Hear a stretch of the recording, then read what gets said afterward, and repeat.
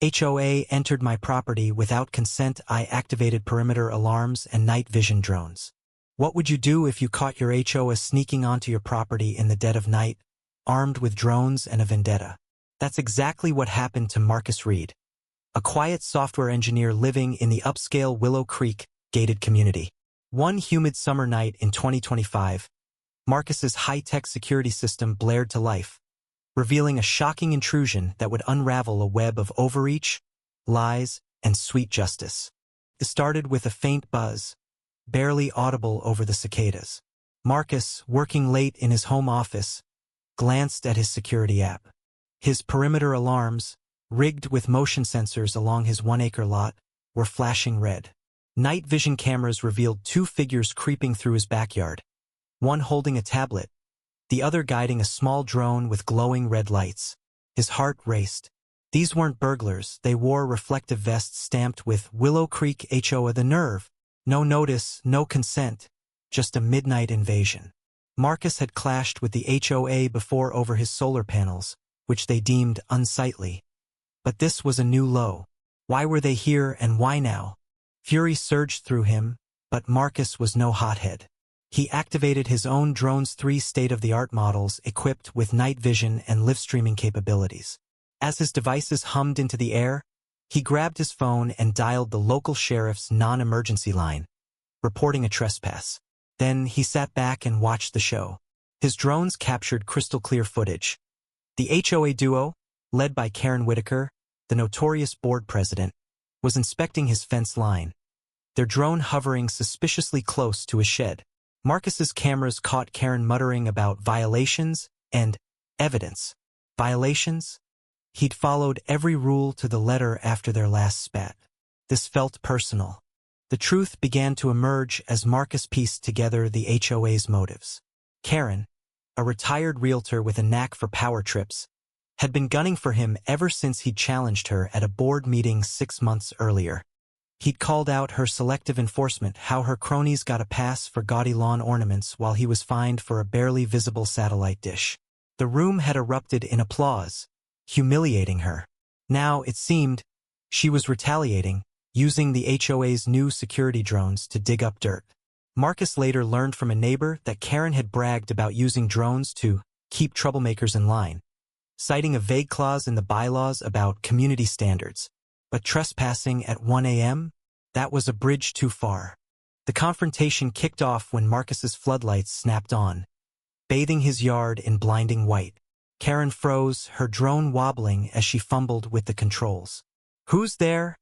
she barked, shielding her eyes. Marcus's voice boomed over his outdoor speakers. "Karen, you're trespassing. Sheriff's on the way.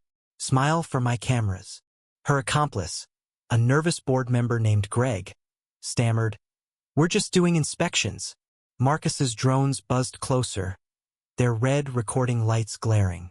Karen's face twisted in rage, but she knew she was caught. She tried to bolt, but Marcus's gate was locked, and her drone crashed into a tree in her panic. The sheriff arrived minutes later, lights flashing, to find Karen red-faced and Greg sweating bullets. Here's where the twist comes in. Marcus wasn't the only target. A soft-spoken retiree named Linda, who lived 2 streets over, had been watching the drama unfold on a neighborhood chat app. She chimed in with a bombshell. Karen's HOA drones had been buzzing her property too, capturing footage of her backyard hot tub.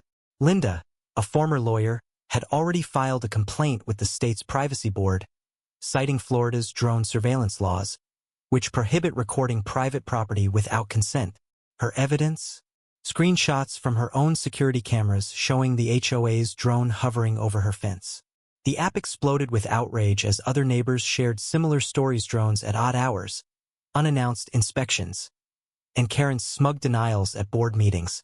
Marcus's live stream, now viral on the app, was the spark that lit the fuse.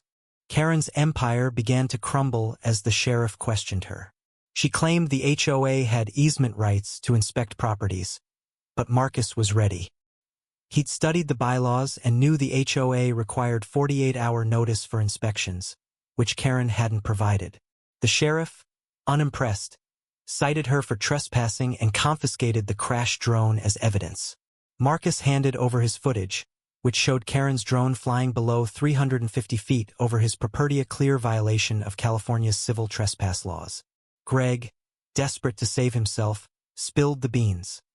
Karen had ordered him to join her, promising the board would back them. The next day, Marcus and Linda organized an emergency HOA meeting, armed with their evidence and a growing coalition of fed-up neighbors. The meeting was chaos. Karen tried to spin the narrative, claiming she was protecting property values, and that Marcus was a nuisance. But the crowd wasn't buying it. Linda presented her legal research, citing case law and FAA regulations that classified the HOA's drone use as commercial, requiring a licensed operator. Karen had none. Marcus played his footage on a projector, drawing gasps as Karen's voice echoed, plotting to nail that troublemaker. Neighbors shouted her down, demanding her resignation. When she refused, a vote was called, and Karen was ousted as president, her face a mask of shock. The board, scrambling to avoid lawsuits, issued a public apology and grounded their drones pending a legal review. Karen's reputation was toast. Her real estate business took a hit as clients dropped her, wary of her ethics. In the aftermath, Marcus and Linda became unlikely heroes. They pushed for new HOA rules: no drones without consent, mandatory transparency for inspections, and term limits for board members. The community rallied behind them, and Willow Creek felt like a neighborhood again, not a fiefdom. Marcus's drones, once a hobby, became a symbol of standing up to bullies. He even started a tech workshop for kids, teaching them to code drones responsibly. Linda, reinvigorated, offered free legal clinics to help neighbors navigate HOA disputes. Their victory wasn't just about Karen, it was about reclaiming their rights and reminding everyone that power unchecked is power abused. So, what do you think? Was Marcus justified in turning the tables with his drones, or should he have handled it differently? Did Karen get what she deserved, or was she just enforcing the rules her way? Share your take. I'd love to hear where you stand on this backyard battle.